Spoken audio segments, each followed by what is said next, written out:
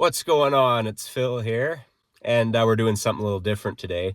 This is Layton's 2012 F-150 XLT. We're getting rid of this, and we're going to go ahead and put in a nice new Kenwood screen with Apple CarPlay and all that. We'll go over more about what we're putting into it after we get the old one out. So on these trucks, all you have to do to get these out, if it was a 13 and 14, you actually do have to take this airbag and move it out of the way because they put bolts in behind these pillars. But on these trucks, all you got to do to start is you just grab the bottom of this silver and you pull it upwards, and then it unclips from the side all the way up.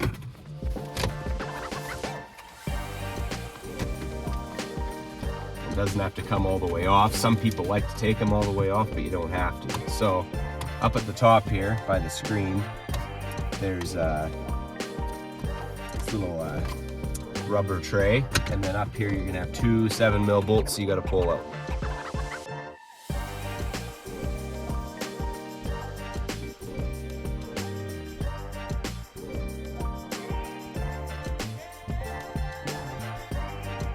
So now that we got those screws out, there's one more screw hiding down here underneath USB and aux input. So you just have to get in there with a little pry tool or something, and you can pop it off.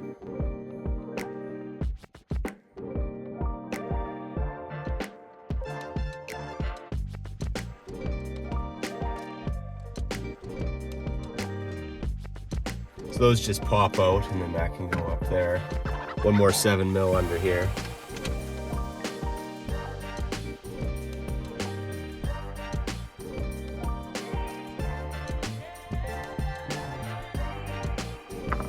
So then basically this all just pops off. It might need a little bit of manipulation to get around here, but just sort of goes in with clips.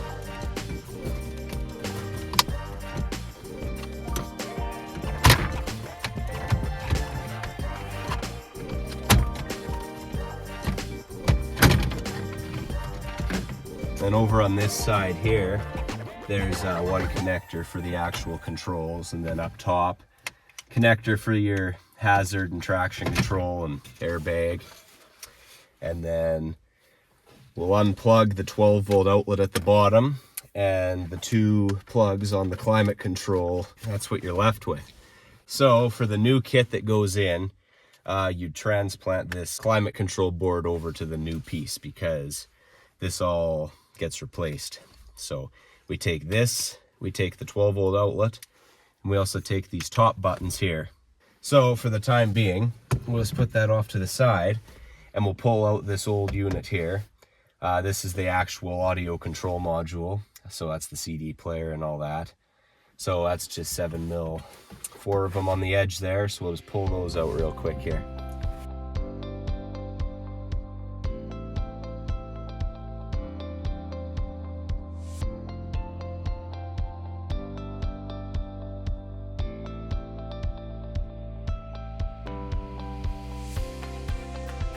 That just pulls out. There's a big rubber piece on the end here that kind of clips into the back. That's why it's firm in there. So then on the back here, we just disconnect the two connectors, and then you have your FM antenna and your Sirius XM antenna. We're not going to retain the Sirius feature on here. Layton doesn't want to keep it anymore. You can actually adapt this connector to work with the Sirius XM modules if you wish to do so. That way you don't have to run a new antenna for that. Of course, we adapt these connectors to work with our wiring harness that we got, because we are installing an iDataLink Maestro module in this truck to retain all the steering wheel controls as well as gain some more features as well. So that's pretty much it for this side of it now. So we'll move on to the stuff we're going to be putting in and move all this stuff over now. So we come in the house now to do the disassembly on this where there's more room. So talk about what we're actually going to be putting into it here. So the unit we're putting in is a Kenwood Exelon DMX 709S. So this is obviously Apple CarPlay and Android Auto capable. It can also do HDMI screen mirroring on Android phones. A lot higher resolution audio than it would be with just the regular Kenwood non-Exelon units. So we'll get into that more when we get it out of the box. This is a Chrysler antenna adapter. It's a Metra 40 CR10, and that's just our FM antenna adapter that'll connect to the standard Motorola style connector that's on the head unit. And then we have the iDataLink Maestro F-150 harness. It's essentially a T-harness from the aftermarket radio harness that comes with it, and then it goes into the forward connectors on the truck side, and then it also tees off to the Maestro RR side of things. So here we got the actual Maestro RR unit here. So this is basically the brain of the operation here. We flash it with the computer to a specific firmware made for this truck with this deck. We also will connect it up to the CAN high and the CAN low. And that way we can access a bunch of features like gauges and tire pressure monitors and all that stuff on there as well. So this is, not sure what the model is on that. It's a Scotia. There's two that you can buy that I'm aware of. There's a Metra one, I believe, and a Scotia one. So this is the Scotia version, and it's a lot better fit and finish in my opinion. It's this smooth material. It's nothing like the original one, of course. So this is what we're gonna go with. So basically, at this point, I guess we just have to swap everything over. So let's do that here then.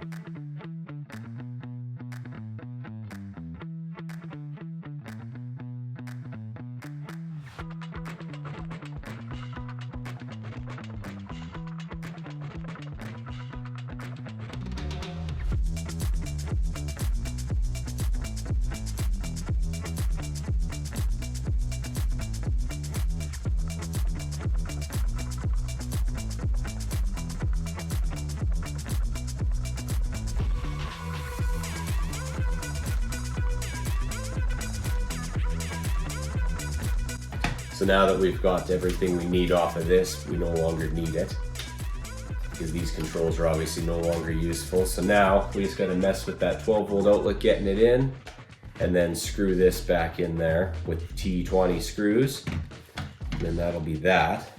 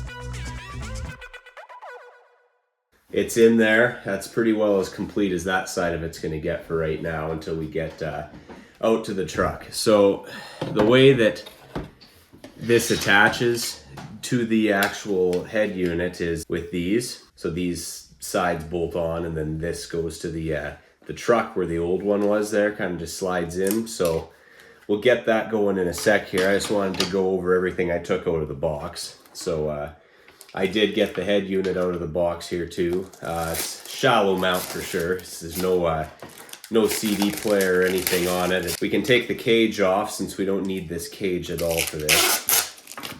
So we'll slide that off. And that can go elsewhere for all I care. So I already went ahead and put this antenna adapter on here to get it out of the way. And so the USB cable, of course, for Android Auto and Apple CarPlay, you got to plug it in. You would normally run this USB cable out somewhere, like outside the dash or through the glove box or something, but I didn't want to do that. It's just going to look like shit. We got this adapter here. What this is a USB male end to a mini USB. And the reason for that is because the cord that plugs into the factory USB for the sync system terminates with this mini USB. So what we're basically going to do is use that old USB port with the old cable and then plug it into the new one so that it's still going to be the factory USB port on the dash, which is going to look a hell of a lot cleaner. Other stuff on this head unit here, you got your front view camera, completely unnecessary for this application. Microphone, so we got our microphone here, we'll have to deal with that afterwards. Reverse trigger and parking brake switch. Your rear view camera and stuff like that, your auxiliary inputs and stuff. So we don't have a rear view camera on this truck from the factory. He might add one eventually, but they do in the kit give us 2 breakout harnesses for backup cameras depending on the plug. Would have been very useful for Gibby's truck when we did all that messing around. In the box with the head unit, you also get this GPS antenna. That's only for GPS time sync on this. There's no actual navigation built in other than Apple CarPlay and Android Auto. So then we got head unit's wiring harness here. So that's your standard speaker and power connections and stuff like that. So what we're gonna do is tie that into the iDataLink harness here in a second. So I went ahead and pulled out, this is the Maestro RR module.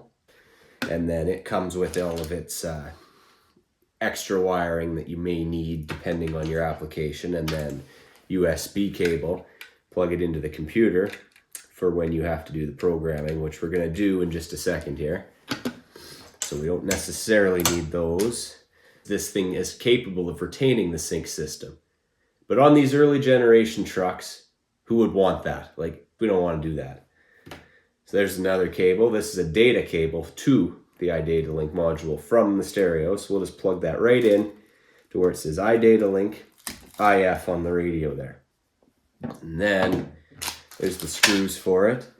We have the massive mess of wiring that is the F-150 harness. So these two are the vehicle side that plug in. I guess that one is as well. And what this is here, this is the, it's got an OBD2 plug on it.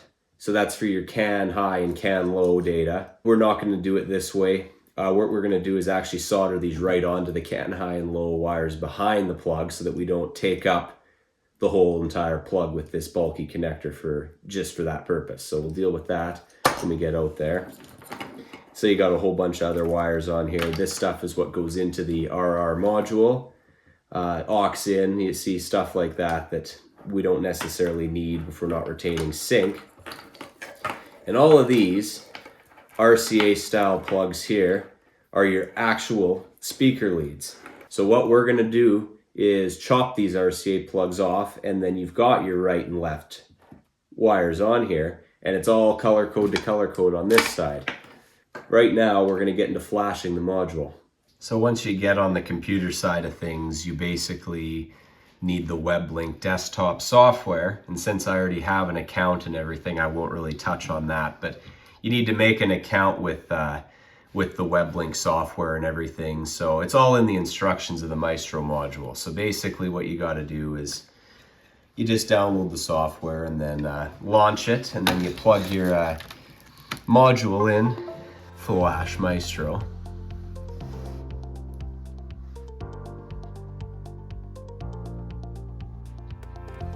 Yeah, it found it there. So what we'll do here, flash by vehicle.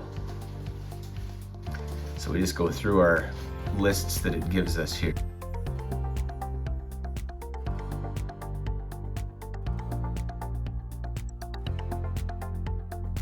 Select your steering wheel with sync, audio buttons, without sync, or no audio buttons. Well, we have sync, so that's the one we're going to select. So then we got to get into the radio side of it now. So we got to go down and find Kenwood. And I believe this is a 709S.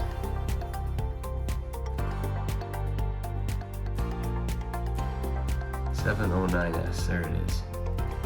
So then you have to enter the serial number of the radio. So we'll find that on top of the radio here. So now that we got that serial number entered, we can pick the firmware we want. So we'll pick this one here, F-150 firmware. Which accessories are we using? The F-150 harness. And then this is satellite radio retention and stuff like that. So basically that's just a breakout cable for the antenna that makes it the universal Sirius XM antenna, but we're not worrying about that. And then a USB cable, so basically that's the same idea as what we're using, but we're not going to worry about that either. Since we're not retaining sync, it doesn't matter.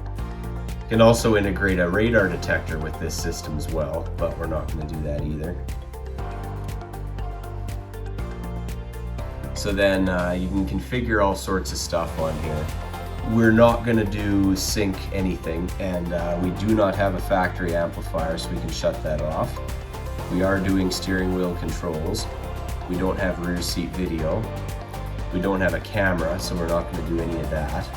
And this thing does not support climate controls, so we're not doing that. But we will do gauges, and it does also not have park assist, so we will not be utilizing that either. So we'll continue on.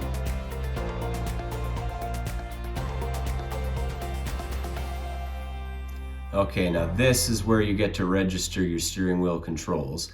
So what you can do is change the way these function if you're not happy with the settings that are on here. That's sort of up to you to figure out what you want. We got all that set up the way we want it, so we'll continue on. You're about to flash your Maestro. So we'll go ahead and flash. And this doesn't take but a minute. There's a light on top of the module too, telling you what's going on.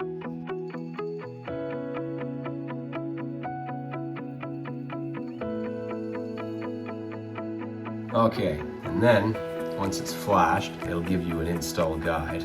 So what we're gonna do is download that, because it's just nice to have the wire colors and everything set up. And this is like for every Ford model over on the side here, so we just have to pick the one we want, which is F-150 without nav 11 to 14. Then basically what it's gonna do is just tell us our steps, but that's what we're looking for there, is the actual wiring diagram. All right, we're back in the truck now. I got all the soldering done on here, and it's kind of zip tied up as good as I can right now. So once we actually test it out, we'll kind of clean it up a little bit better. We just got to make these connections to the head unit, and then these to the truck side. And that's basically all we need to do a quick and dirty test here.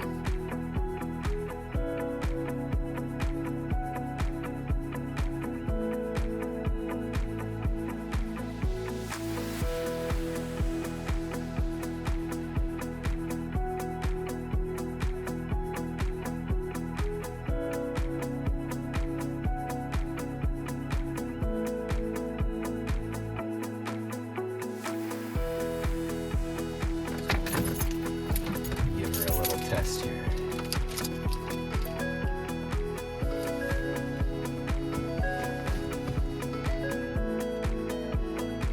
Language English, front camera off. Whoops, rear camera off. User customize. We won't worry about that right now. Finish.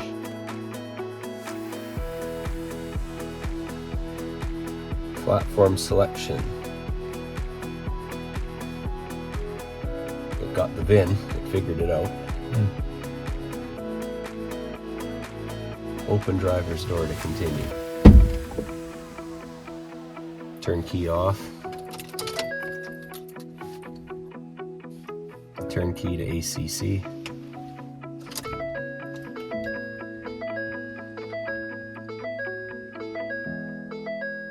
And then turn off.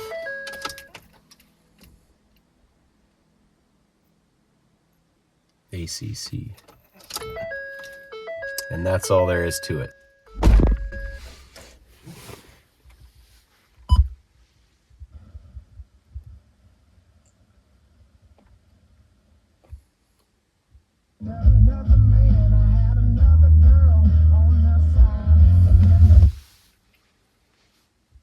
Score a goal, they'll donate $10. Well, it's working. The screen up there's working too. Yeah. When our friends and loved ones are sick, Try the other ones, make sure those all work.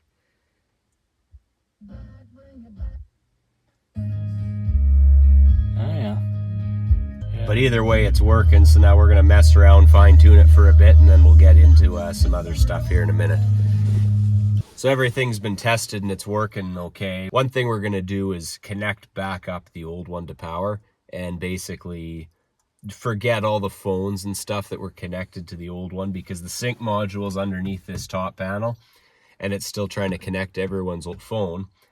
So then we'll put this GPS antenna up here while we're in there. Microphone we'll deal with after, and then this OBD will run that down and do that.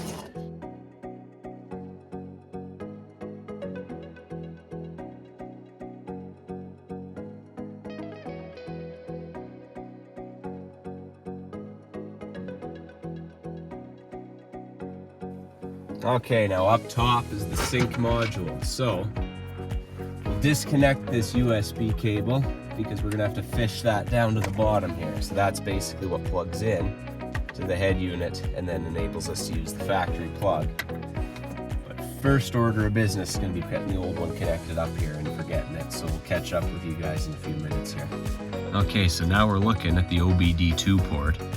I took the knee panel off here. That was just 3 7mm bolts down here at the bottom, and then it comes off. So the OBD plug will come off with 2 7mm, and then we'll take a look at the wires on the rear of it.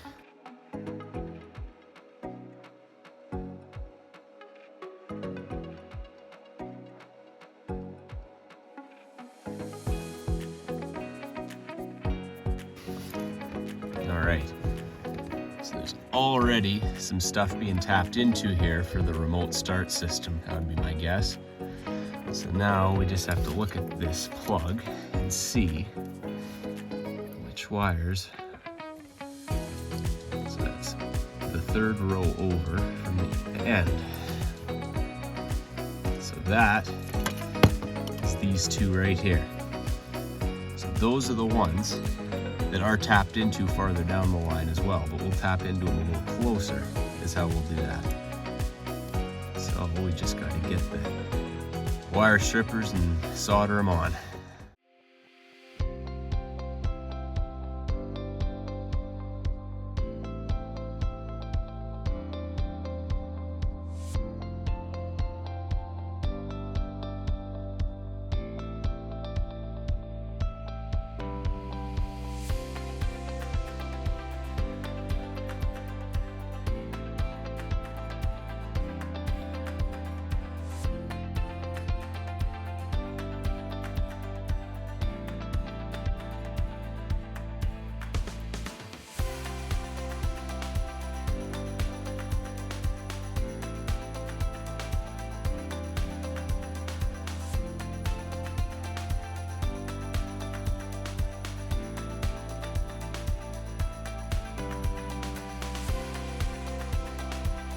And that's that.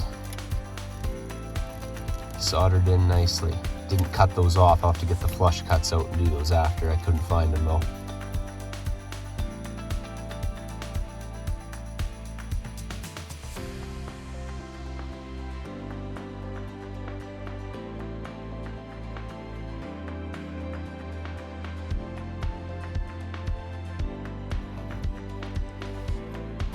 It's all back in now.